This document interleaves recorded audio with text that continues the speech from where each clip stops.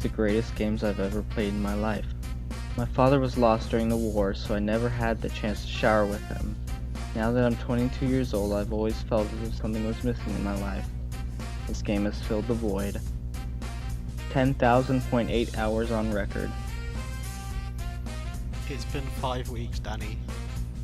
My parents have been calling me. Just one more review though. We have to stop.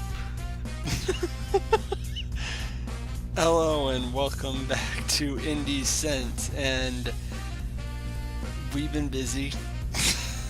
That's one word for it. Anyways, Danny, since you suggested the game last time and we somehow had time to play it in between reading Steam reviews for Shower with Your Dad Simulator 2015, what game are we going to be talking about this time? 100% orange juice. Well, hey. Before we get to that though, we're gonna just do a quick rundown of what else we've been playing since. And I guess I'll start us off because I ended up picking a big one, Mass Effect. Ooh. I'm not loving it. Is it just me, or is it like the moral choice in this game is either be a military Nazi or be a neo-Nazi? Well, that's video games. I can't be the only one thinking that, right? Because, like, if you played Renegade, you're basically a murderous asshole, and the Renegade human character on your team is a space racist, but if you're Paragon, a lot of the stuff you say and do is vaguely fascist. That's video like games. Really glorifying the military, more like That's video games. Crap, what was that? What was the name of that story? Starship Troopers, the book instead of the movie, where it's like fascism is good actually instead of the opposite. No, you got it. Those are the options. Isn't that like just the slogan for Twitter? Fascism is good, actually. Yeah. Mass Effect I'm kind of, it's so weird playing this and knowing that it became a massive thing, like the second game completely ditching all of this. Yeah, and it's just so weird. I like the alien characters you get. I found 3 of them so far: Garrus, Tali, and Rex, and they're all fantastic in their own way. First game I am never going to use the 2 human characters. I've already forgotten their names. Instead, I just refer to them as Space Racist and Gay Plank from Ed, Ed, and Eddie. Pretty much. That's a pretty offensive way to refer to us, Dark. I'm not gonna lie.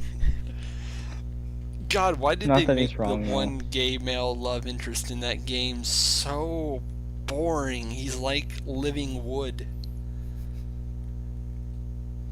And of course the other one's a space racist, so, you know, I never want to have her in my party ever.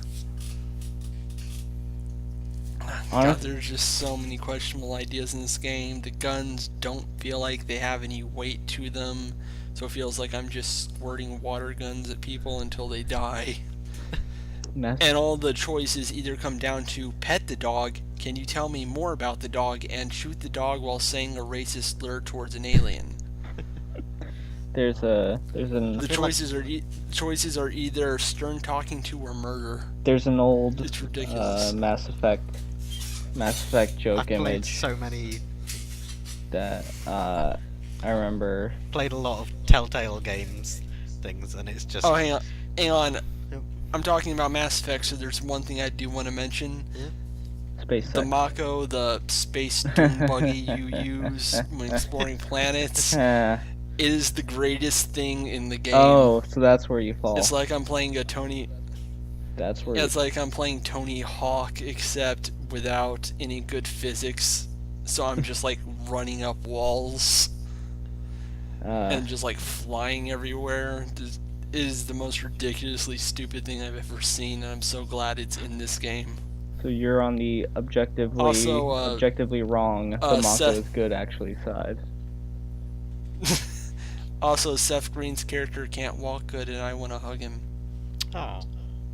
He fucks the ship Anyways, later. what have you been playing, Elmo?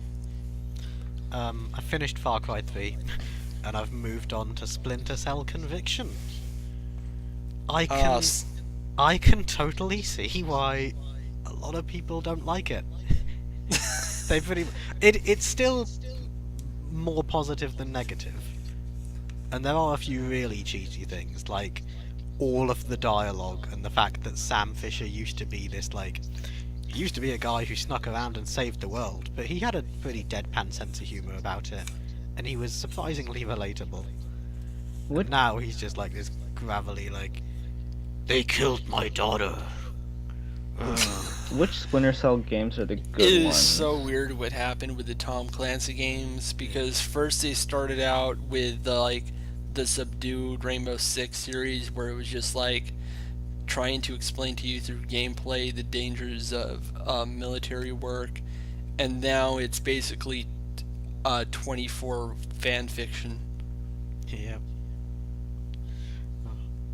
Remember that the last one they released where it basically demonized an entire actual country and said it was responsible for all the drug dealing in the world? I don't think anyone remembers the last Splinter Cell game. What was it? Oh no, Blacklist? not Splinter.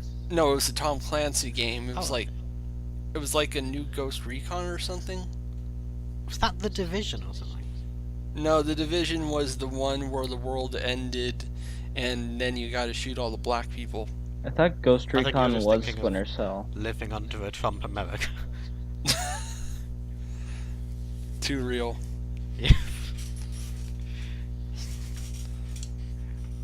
Oh, and I started God of War 2 because I've been thinking about starting God of War 2 for ages, but I never actually did. And now I have.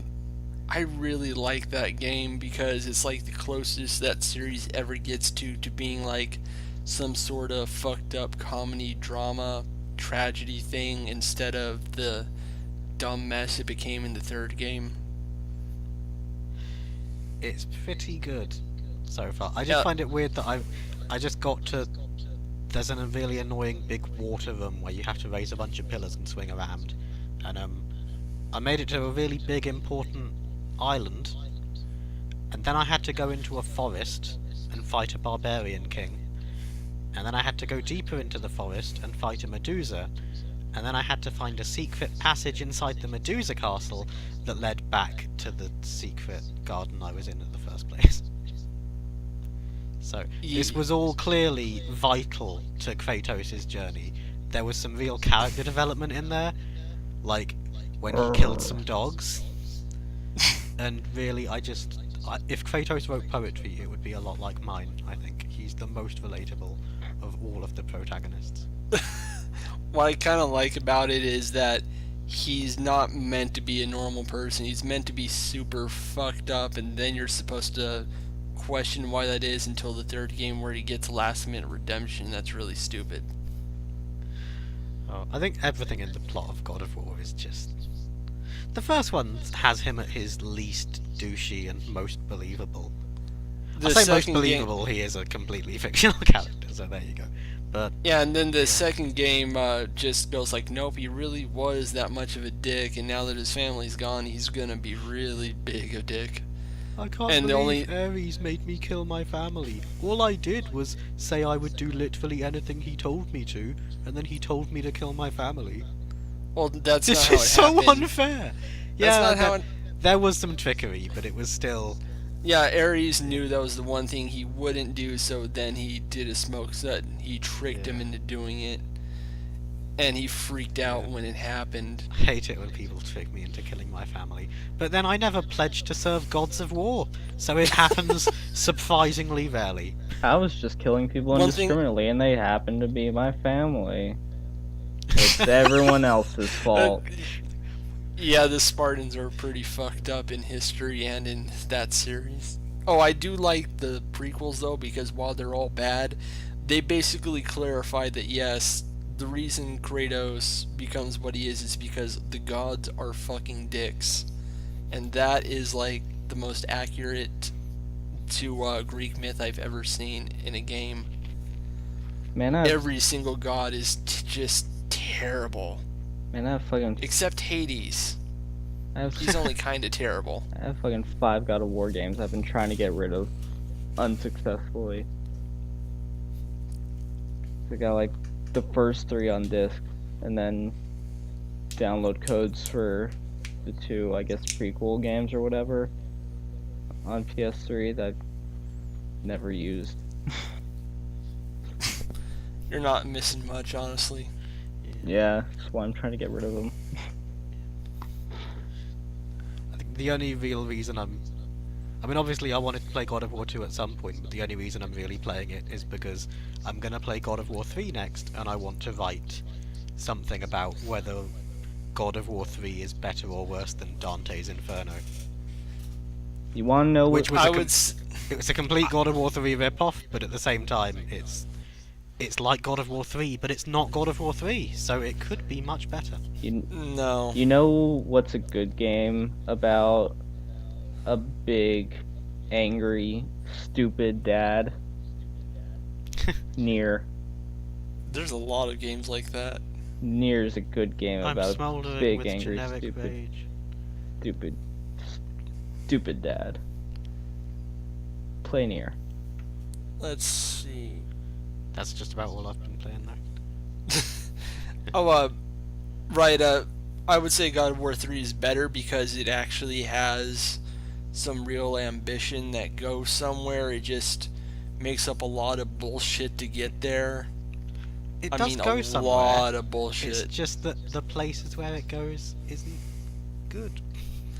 I'd be kind of happier if God of War 2 ended without the big cliffhanger for God of War 3 and just left Kratos having to deal with all the shit he caused. Because he does something much worse in 3, and he doesn't realize he's doing it until it's done. But then it turns out it's not actually his fault because he was manipulated by spoiler, and then he does spoiler, redemption. He cries like an anime fan on prom night. No, something much stupider. Are you ready to see more Kratos, but with like open world and I guess crafting and tower climbing and everything that's in every video game now in a few days? No. No. Me neither. Though I do want to see him as a dad again. He's a very good dad. He has a beard now. He teaches his son to murder. I think Calliope would disagree with you on the very good dad front. That's a pretty dark joke for this podcast. Yep. Danny, what have you been playing? Ooh. The big one is Persona 5. Hey. I put like 72 hours in that game in like 2 weeks. And I haven't finished it because Persona game. I hit. Sorry. I got 72 hours and I was like, oh, I've probably still got like a third left. Everyone said this is like a 100-hour game, and it's a Persona game, so yes, it is. But then I hit a story point where it's just pretty much railroading me, and like I'm apparently about to get to the final dungeon, so do that. And so it's, at least for me, it's not near a 100-hour game. And so I'm like, I wasn't emotionally ready to say goodbye to this game because it's a really good game and I got really into it, really into the characters. So now I'm just sad because I for like story reasons, I can't go do stuff with people and like in the game, and it's just story stuff. And I'm like, no, I want to keep running around and having fun. I want to eat giant burgers and get smoked by elementary kids and have dates with my maid teacher. So I haven't actually finished. I'm not sure I can ever go back to Atlas, at least for a while, maybe for like the main Shin Megami Tensei series, because I'm just getting really burnt out about how kind of homophobic they've been since like forever. Yeah. And I thought they'd finally not do that for Persona 5, but then I heard about stuff they put in Persona 5, and yeah, and like anyone who follows me on Twitter for like more than who has followed me for like more than a month has seen me more than once go on about Alice, especially Persona team, and their questionable writing, outright terrible writing, but I was taken aback by how much I enjoy Persona 5 in spite of it, especially because I downright despise Persona 4. Yeah, Like every single Atlas game I've ever played, I really loved, but but then you remember that they probably don't think of me and you as people, and that gets under my skin. This one has, I think, 2 points where you like actually have to like sit through the scripted, okay, deal with these two homophobic character parts. One of them, it actually like let me just fast forward through it, so I just like didn't even see that scene at all. And then it's like once those are out of the way, it's like, oh, back to this actually good story with actually good writing, which is new in a Persona game, because at least 3 and 4, which I played, have shitty, awful writing, and Catherine is, it's Catherine. So, I don't know, I'm really enjoying Persona 5, but I can't blame anyone for being skeptical and not wanting to go into it just because of, yeah. I was almost in the not even gonna buy Persona 5 camp. But it's actually good. I don't like, unlike Persona 3 and Persona 4, the writing isn't just completely self-contradictory all the time, I don't think. Just sometimes, like with the homophobic stuff. But at least that's very spaced out. And wouldn't you argue that the little homophobia that isn't in like casual sexism kind of does detract from the point, because absolutely, it's suggesting that certain people can't really fight against the system they keep going on about and are just like some afterthought in their minds? Absolutely. Not even gonna try to deny that. And it's dumb. I haven't had as many problems with casual sexism as I've had in the last few games. I feel like there's definitely, thank God. like, I feel like this treats, there's still some, like, I can name some points, like, ooh, this joke just went on too long and made me a bit uncomfortable. But like Persona 4, it just felt like balls to the wall, shitting on women all the time, and just sexism. Yeah, I can see that. But especially if you finish Chie's Roots. But this one, we're like, oh yeah, where it's all like gotta be more feminine, but this one, like, it's got a bunch of girl characters and they're all really, really well fleshed out and like great characters, and for the most part respected. There are still the parts that stick out like a sore thumb, and it sucks. It's what holds the game back from being like really, really good. And there's also a lot of I guess some people, there's a lot of touchy subjects involved in this game. Oh yeah, I just read up spoilers and I was kind of surprised by what actually made it into this one. Yeah, there's a lot of touchy subjects. A lot of them dealing with violence against women too. And in my opinion, I don't think it really ever crossed any lines or mishandled them, but that's only my opinion. Other people might feel differently. But a lot of them made me uncomfortable, which was probably the point. Like, just where the first one where you're dealing with the teacher who's like sexually abusing students, abusing his power to get away with it, and people are just letting it happen because like, oh, he's good for our future because of all his influence and stuff. Like it comes right out the gate like with a real piece of shit that you gotta take care of.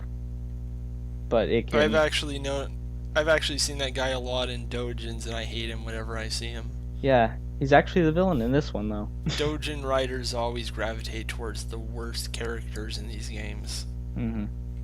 Every goddamn time. I don't get it. That's Doujin's different podcast topic. But yeah, I've been playing through Persona 5, and I did love it. The parts that are bad stick out like a sore thumb, but they feel less prominent than in the past games, which I'm surprised by. And like I've been playing some other stuff on the side too. I started Vanquish one day last week and beat it the next day because that game's only 4 hours long. That's which game? Vanquish. Oh, okay. That's a good goddamn game. Yeah, I remember that when that game was revolutionary back when every single game was trying to be Call of Duty Modern Warfare with chest high walls. That's from Gears of War. It's a good goddamn game. And then comes Vanquish along, which lets you zip around all over the place and shoot everything in the process. It has like slow-mo powers. Like that's kind of by the numbers now, but that was a huge thing at the time. It has a stupid story that makes no sense, and I love it. And you're basically just playing as Jetstream Sam. Like right down, his name is Sam, and he's got this fucking mech suit. And he's got a shitty grin. It's good. Platinum design shooters. But, and we got a Switch in my household this week. So I played a little Mario Kart 8 today. I haven't gotten to play. I'm guessing Breath of the Wild. I played a couple hours Breath of the Wild last night. I haven't been able to play much of it just because it's not actually my Switch. It's someone else's. Someone who is a huge Legend of Zelda fan and has been looking forward to this game for a long time. So they've been. I've seen people who hate that series love it. So now I'm wondering if I ever get a Switch, if I should get Breath of the Wild. I've always been. Because I hate most of the entirety of the Zelda series except like Wind Waker and Link's Awakening. And now here's one everyone is saying is good. But I've been down this road before, so I'm iffy. I have always been very, yeah, it's okay, on Zelda. Like, there's some games I tried playing and just like, eh. Like, what is it? Zelda's always been like one of my favourite series. But if anyone asked me what my favourite games were, it would be in like... I'd have to like... Zelda would be in the top 50, and that's about it. And I played a lot. Yeah, it's like... It's just, when I reached them, it would be like all of the Zelda games in a row. And like, for me, I would... Oh, sorry. Like, I played a lot of Wind Waker HD until a bug with the Wii U edition. Just, every time I get to one spot, the game crashes, so I couldn't finish it. And so the only Zelda game I've ever completed before is Link Between Worlds, the 3DS one, where you turn into a painting, and that's a good game. But I've always just been very like, on Zelda, just because the games aren't really my thing. The couple hours I really should try to get into some of the more modern Zeldas, but I'm probably never gonna touch Skyward Sword because it's apparently Twilight Princess, but even more empty. Oh god, I loved Skyward Sword. The couple hours. You're like. The couple hours. I only know a handful of people who actually like Skyward Sword. To be fair, I liked it, and like before I played it, I heard of everyone saying, "Oh, it's like the worst Zelda game ever. It's just a disappointment, and it's bad." And I played it and thought, "There's, it's Twilight Princess, but on the okay, I was about to say it's Twilight Princess, but on the Wii, and then I realised how stupid that was." But it's Twilight Princess, but it's brighter and more colourful, and there's motion controls that mostly work, and it's pretty good. But yeah. Well, I didn't like Twilight Princess, so here we are. Oh boy. The game started with like a 4-hour tutorial holding your hand the entire time, and I wanted to scream at it. I never played That's either true. game, but the few hours I did I would not spend, advise. the few hours I did spend in Breath of the Wild were very fun. I got up, I walked kind of out. respect the Zelda series more than I like it, I keep finding, because I think if I ever went back to replay Wind Waker, since I originally beat that one using a strategy guide because I was just that type of person at the time, I would probably lose my mind. Like it was just fun getting up from the coma once you boot up the game, and it just like launches you into a cutscene and then gameplay. Like no menu or anything. It's cool. I like it. And it's like, hey, you have these clothes, and then I just refuse to put them on, and start running around naked, Just like me. and pick up a stick, and then So it's like an Elder Scrolls game except with art direction and actual characters and actual story Yes. and actual things to do and so forth. Yes. And I run up to Santa Claus, and he's like, aren't you cold? Because you're not wearing any clothes. And then I stick my stick in his fire and start waving it around and set trees on fire. And I set an apple tree on fire, and all its apples fell off and came down as baked apples, which give more health. So being a reckless arsonist Fantastic. is good in this game. So, Anyways, we should move on to our main event, and I went ahead and took some notes on this game since it's very confusing when you first hear about it. 100% Orange Juice is actually a game by a doujin group called Orange_Juice. They had been around for 5 years when they made this game, and it's basically a giant crossover celebration of all the various game characters they've created over the years. A company called Fruitback Factory brought the game over and put it on Steam for Western audiences, and I'm familiar with Fruitbat. They've done a few niche things here and there.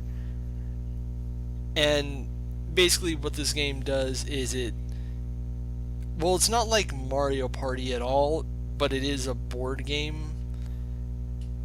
Basically, you just go around a board until someone reaches the 5 goals it takes at each goalpost to win the whole thing. And during that, you can fight characters, you can collect stars, and every space has a different sort of event on it. It sounds simple, but the game is also kind of filled with bullshit. it's a I took board. some extensive notes on the game that I wouldn't mind going over. It's a board I game really wish I had some slash piece of paper. board game slash card game slash I'm looking dice for like a piece of paper so I can do like a rustling sound effect. slash dice Here we go. game slash RNG simulator slash turn-based battle system. Elmo 3000, 100% orange juice, entry 1. Fucking bullshit, fucking Peloton kill me, this fucking game. RNG bullshit, why would,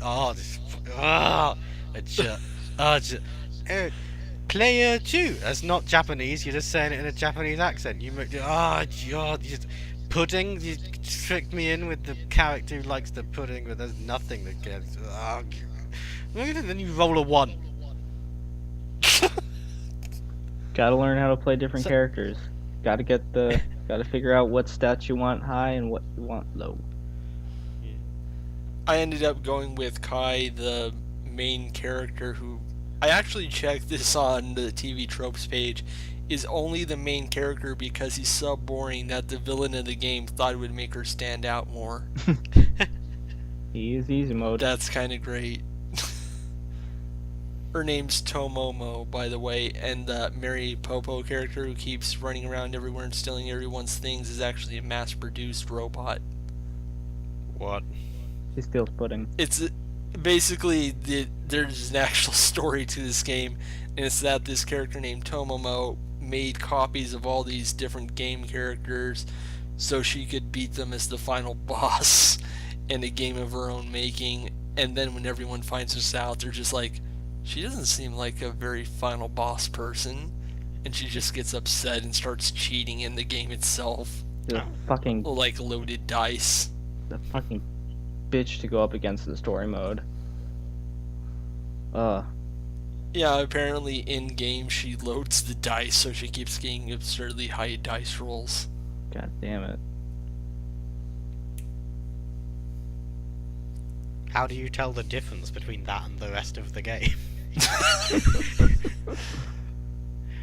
Yeah, 100% orange juice as artificial intelligence that basically amounts to fuck you.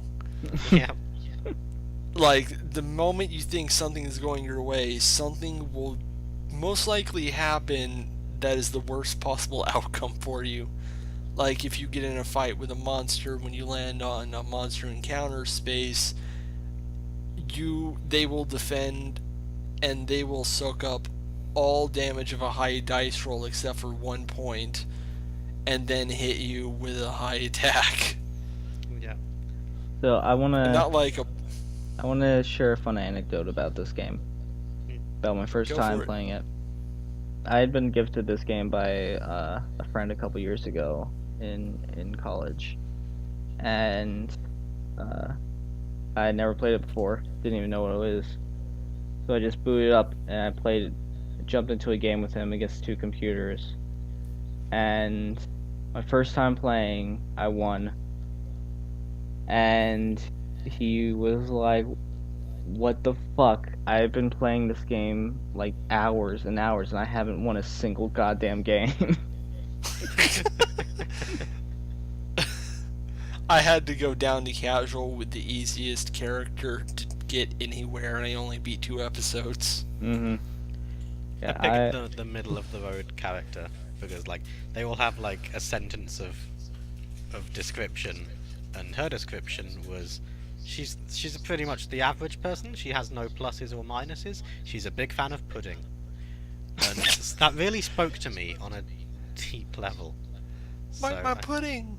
Gotta. That's literally her entire involvement in the story. Is this weird, annoying small girl who smells suspiciously like a robot just stole my pudding. And like Owen Kai's story, Mary Popo steals his wallet. It's like, money! Yeah! Gotta get adventurous with the I haven't played characters it for I think you pick. nearly as long as Danny, but to be fair, even though to be honest, I did most of my playing of this game today. I'd played it about an hour before, but I played it 5 hours today to really get into it. And for all of the bad luck you can have, there were a lot of games where I just, like, you'd get a few turns in and then I would just quit. Because I would think, nope, it's not for me. There is a 0% chance this will end well.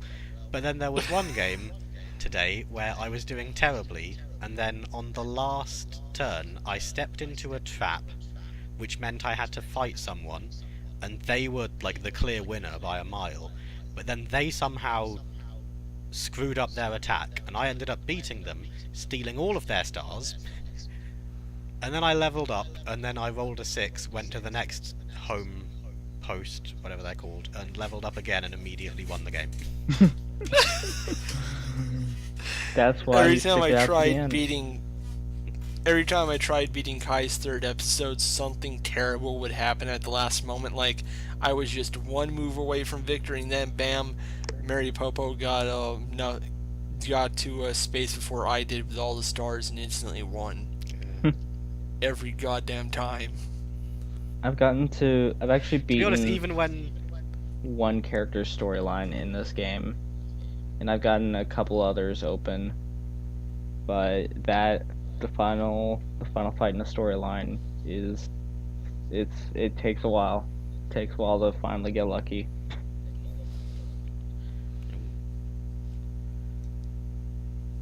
I guess they stay true to the nature of this sort of game by making it luck-based. It's just with a cheating computer interface. Mm-hmm. making you think it's luck based when clearly you can see the strings that it's screwing you along like some evil sadist, giving you just enough hope to just snatch it away and then kick you in the face. Don't you love it? I love it. I really do. I genuinely love it. I love this game. Yeah, I think I might be a masochist because I'm enjoying it. I'm enjoying its bullshit I think because of that bullshit, and it's so weird to me.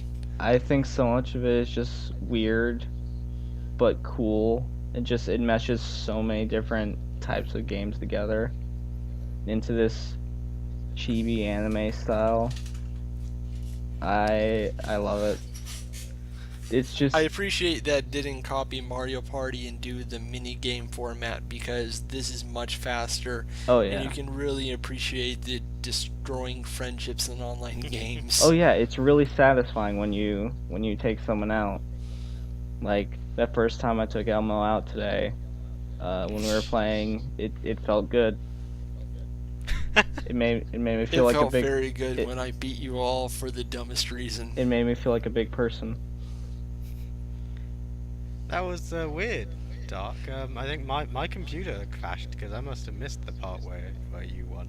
I never happened. Oh, remember that See, time my when, game did Danni crash. laid down a trap in a space that I had to go to or fight a boss, and I didn't want to fight the boss, so I landed in that space and took the trap, and it unleashed 3 monsters on me, but I survived and beat 2 of them and got enough stars to win the whole game. Remember when I got like 4 straight 1 or 2 dice rolls against a boss in a row? Yeah. Yeah, like When it was each at time like you 2 guys- health. like the boss would dodge every time you Mm. guys managed to attack. Remember when my game crashed while we were in the middle of playing, and so the computer had to play for me? The computer actually did pretty good. I'm gonna use it. Made a lot of smart calls. No, I have to use that as an Yeah. excuse for why I lost. Because I wasn't in And it's control. not a good excuse because the computer played pretty good. No, it didn't. The computer's no scrub. I can't see It knows how to it play did, Dark Souls. so I won't believe it. That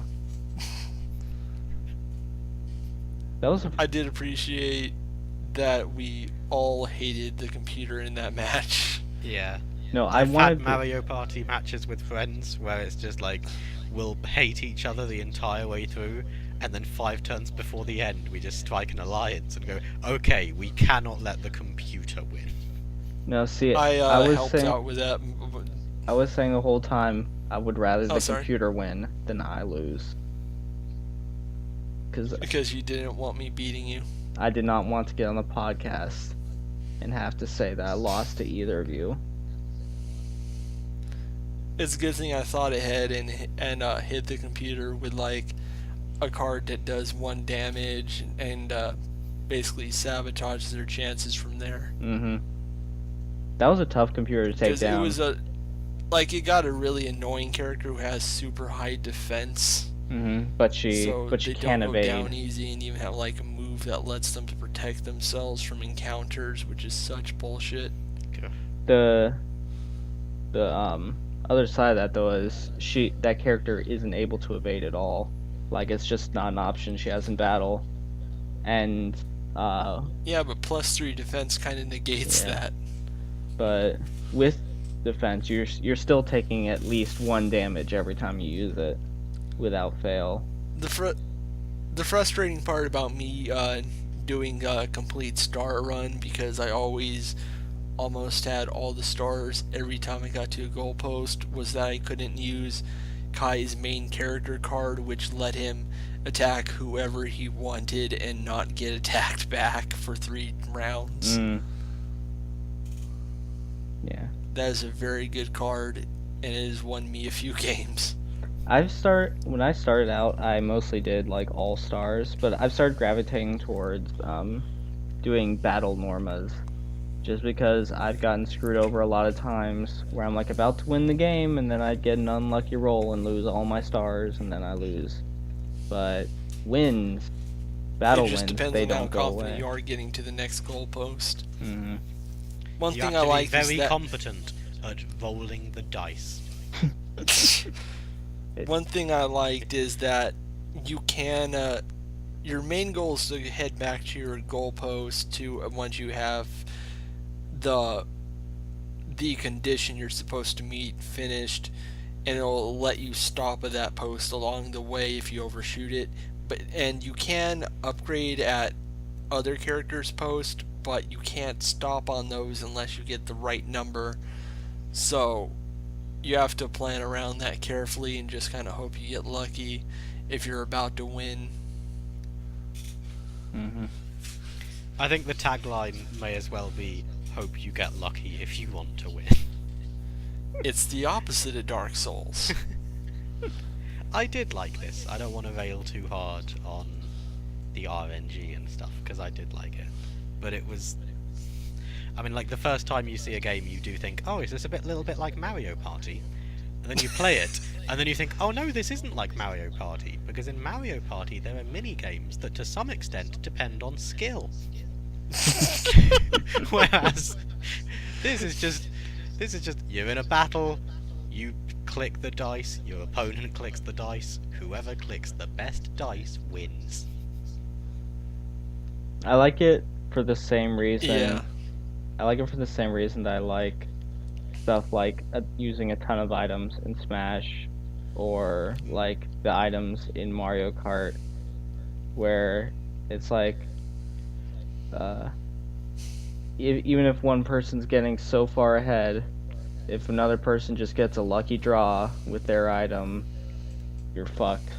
I like, as frustrating as it is to be on the receiving end, I do overall like how fast you can just completely screw someone over while they're winning and change the whole tide. I That's relish why that. Mario Kart got the playback feature gained so much importance, where you can just watch someone's greatest moment of defeats. They'll be like an inch to the finish line, then bam, blue shell out of nowhere, and Luigi passes them while making a creepy stare. Yeah. It's beautiful every time I see it. I like being able to even the odds like that. So it's considerably more luck based than those in this game, Oh yeah, absolutely. where you're not getting draws based on your position.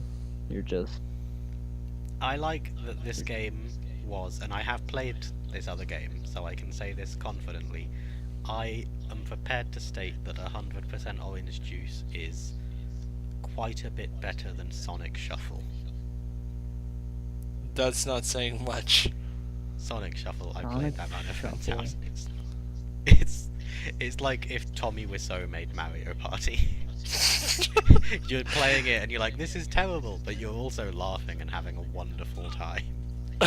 It's the best, one of the best worst games I've ever played. Sonic Shuffle. What if we made Sonic not fast at all, and also you have to play a dice game that with very vague rules? Did you know Bandai Namco put out their own kind of like Mario Party-esque game with their characters? Huh? Oh yeah, ma- they did Namco Fever. And it makes you kind of realize they have one distinctive character. Pac-Man. And that's it. Have you ever seen Namco Fever? I have. I remember watching Game Grumps play through it. I was like, wow, this game looks bad. Yeah, if I remember correctly, it had like a Tekken character that has been mostly forgotten to time. Someone from a shooter, I think. No, wait, that was Astaroth from Soul Calibur. The most was recognizable of all the Soul Calibur characters. There was Pac-Man, someone from SX Tricky. Should It was just an utter mess of a game. I can't even begin to remember all the crap that was in it. have put That's Gwen who in I'd there. put in a crossover game. Or Guinevere. Yeah. Tiger from Tekken Except Guinevere's 3. giantest boobs in Namco Fever. They should have put an Ivy. Oh god. What was even happening in the age of the early PS2 era? Literally nobody had any idea what the fuck they were doing, and sometimes people just made a good game by accident and gave it sequels. Man, no one gave a fuck during the PS2 era. We somehow got I Drakengard. kind of loved what a mess that era was, because you got stuff like Onimusha, which is genuinely terrible, but then they somehow kept getting better every game until we got Dawn of Dreams, which is like a really good Devil May Cry Light, We somehow got but with a way better story. Drakengard. Of all things. Yeah, how did Diogo Taro ever convince someone to give him money to make a video game? And how does he keep doing it? Nowadays it's mostly because of Yosuke Saito being best buds with him, being like, please give him a job. Actually, how did Drakengard 2 happen? Because Drakengard 1 didn't sell well, and Drakengard 2 had a completely different staff. Yeah, I don't know about that one. I don't know. The world may never know. I don't know how any of those I'm games feeling a got lot of made. regret. Like, all those games, like, this sold terribly. I'm gonna make 4 more. And then we somehow end up with a really, actually, objectively good one that did well. And now he's making a mobile game that's down Actually, since we for maintenance. since we full brought up time. since we brought up Sonic Shuffle, I should mention that 100% Orange Juice has a lot of ideas from that game, except 100% Orange Juice moves super fast, so you don't get bored just watching things happen. It moves Have you very actually quickly. played Sure. Sonic Shuffle? I've seen gameplay of Sonic Shuffle. Have Like you seen the Eggman card? I have seen the battle system, Oh, which is God. kind of like this in that it's like random. But yeah, Except in Sonic Shuffle, it's incredibly boring and you're not sure what's happening almost the entire time. I just remember that, like, instead of rolling a dice, you just have like 6 cards that say 1 to 6, and they're put in a random order, and you can select a card when it's time to roll. But you can also select a card that anyone else has. But again, you can't see what it is. And there's a chance it could be the Eggman card, which is like, you know, the really, really bad thing. It's like landing on a Bowser space in Mario Party. And apparently it was really, really difficult to program different CPU levels of difficulty. So if you set a CPU to easy, they would just, instead of acting differently in any way, they would act in exactly the same way as every other CPU. But they would always go for the Eggman card, even though they couldn't see it, and even though it wasn't always in their cards. It got to the point where it was the last turn of the game, and it was between the CPU and one of my friends. One of them was going to win, and there's one turn left, and the CPU was 1 space away from the boss. And I'm just like, wait, why is the CPU picking my cards? Oh my god, it picked the Eggman card! What are the odds? And then it just lost everything. That's beautiful. Coding is hard. That's like the opposite of 100% orange juice. Yeah. Orange, Yes, orange juice is well coded. Well, I am Loading. convinced that it I got ones like 4 times in a row. Why? But And I'm pretty yeah. sure the people who coded this knew they were making bullshit and just went with it to make it so bad that you eventually just have to give up and kind of go, okay, I'm getting the joke now. Oh, one thing I really loved that they did is if you get knocked out, or if you step in a trap, if you drain your health for whatever reason, and it goes to 0, then you pass out. And when your next turn rolls around, you have to roll a 5 or higher to wake up, and then if you wake up in the next turn around, you're back in the game. And eventually if you fail to roll a 5, then the next turn you have to roll a 4 or higher, and then a 3, and then finally a 2, and if you can't roll a 2 or higher, then then you just wake up next turn automatically. But but you've probably lost by then. yeah. No, but I remember thinking, oh, this is so annoying. Why can't I just wake up and get back in the game quicker? Oh, this is infuriating. And then I noticed they actually have an achievement for doing the wrong roll every time until you get all the way down to 1. And then I was like, God, why do I keep waking up? I want to try and... Oh, God damn it. Why are they doing this? Oh, stupid. Also, something about that Oh my god. I didn't even realize until recently was on the card, on each character card, you have a little number somewhere. I can't remember what's notated as, but every character has a different number that when they get downed, the maximum number. So some characters will need to, the first time, they only need to roll like a 4 or a 5 or whatever, depending on the character. Oh.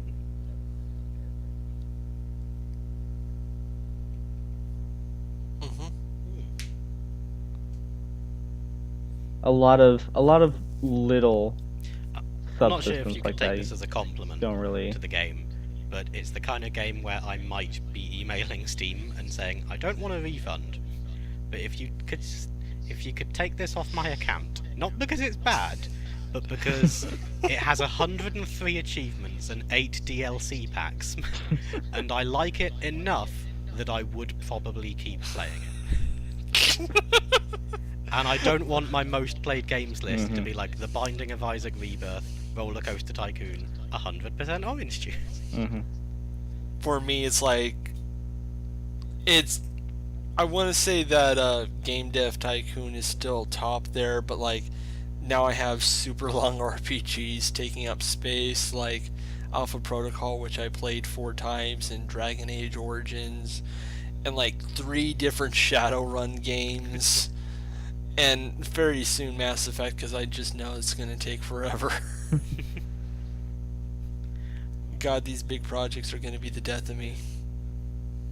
Pretty soon this 100% orange juice is going to surpass Saints Row 3 for my longest played game on Steam. Wow, that's the game with Johnny Gat in it, who is apparently the best video game character ever made, according to the internet. Yeah, And the advertising for the entire franchise. it has Johnny Gat in it for like 10 minutes before he gets killed, except no, because in Saints Row 4 it's like, no, he wasn't killed. Oh, He yeah. was about to die, but then he got Did you- abducted by aliens. Oh, fun fact. Johnny Gat was also in Dive Kick. Like, canonically, or just like as a reference? No, as a character. In Oh, Dive he's a guest Kick. character in And Dive the Kick. entire time in his campaign, he's questioning why everyone only jumps and kicks. Oh, that's great. Including And he's himself. very frustrated by it. And no, he doesn't just jump and kick. He also has a gun and like orders a car to drive through the stage and hit people. Oh, that's great. Because he's just kind of a jerk. Oh, and also the Nighthog guy is in the game too, and you can throw its sword at people, or for its final special, just leave the stage and a giant worm comes by and eats whoever's fighting him. So yeah, those are very good additions to Dive Kick. In Saints Row 4, when you have to like go into Johnny's Matrix world to save him from the alien Matrix, like everyone has a different kind of world, and when you go into Johnny Gat's to save him, the game just turns into a pixelated 2D Streets of Rage that you gotta fight through for a while. Saints Row 4 is a weird game.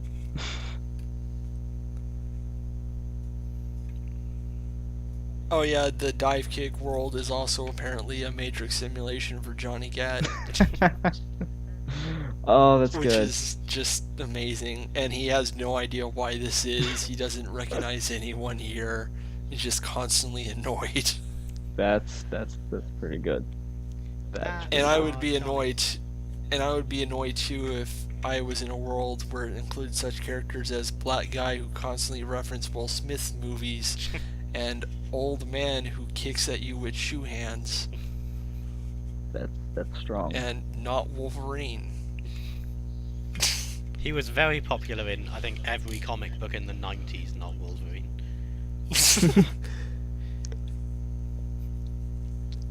I don't want to get off topic, but now I'm just thinking of funny Mario Party stories I've got. Like, do you guys have any of those?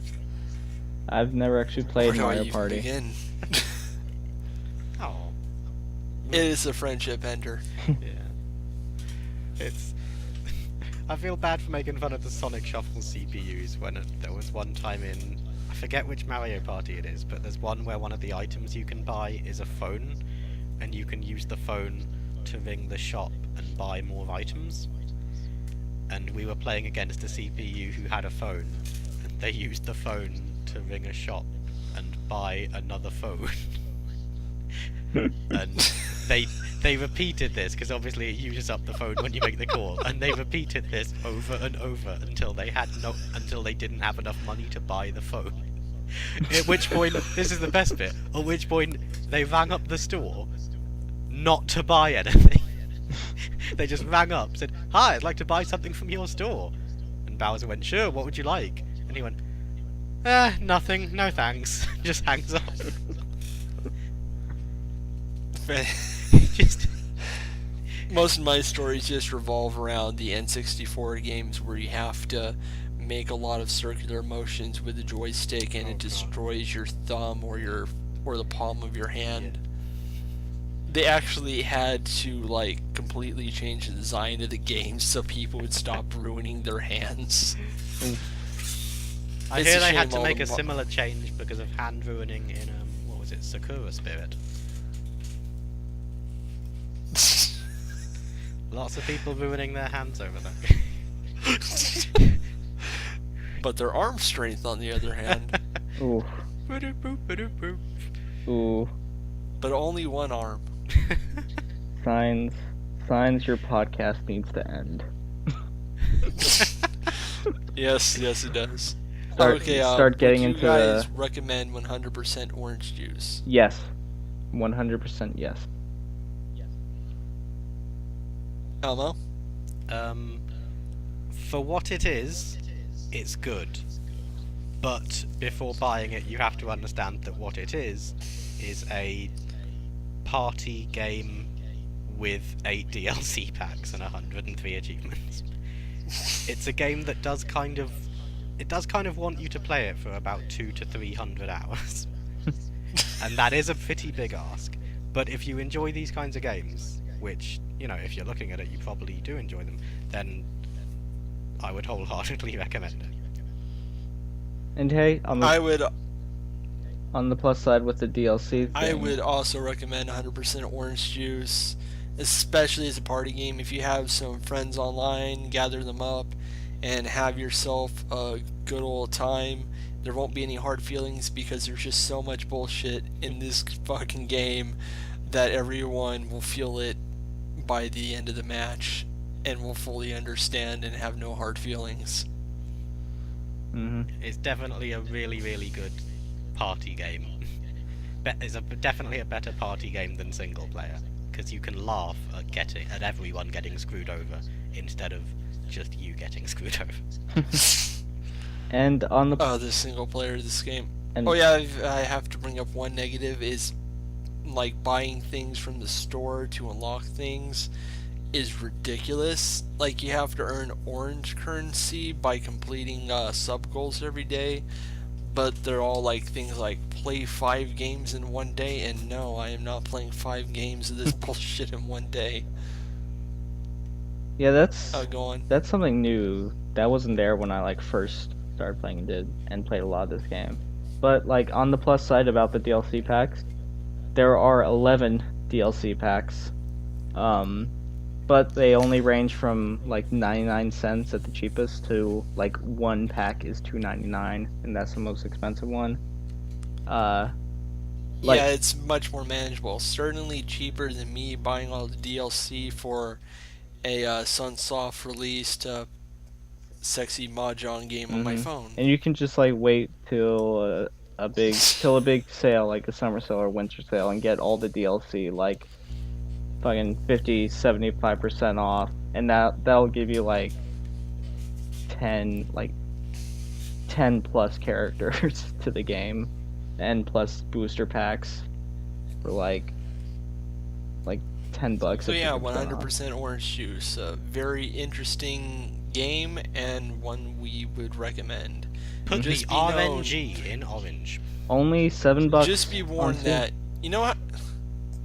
Just be warned that you know how people say Dark Souls is a game for masochists when it's actually a game for people who are like normally bad at video games to actually get good at video games because it constantly teaches you how to do things right, except for like one or two bosses. This is not that game. This is what people say Dark Souls is. It is a game that is going to hurt you, and you're going to like it probably. This is I Wanna Be the board game. And for our next episode, I'm going to go ahead and pick the next game, then Elmo, and then we'll do a special and get right back on track properly. So for our next game, I decided to go with something I've played previously and go back to the world of point and clicks, but a recent indie game instead of an old French game, I guess. We will be playing a game from Wajidai Studios called Techno Babylon. I've immediately got to see it. I have. You might. Wajidai is a independent point and click developer inspired by like old sprite-based point and click games.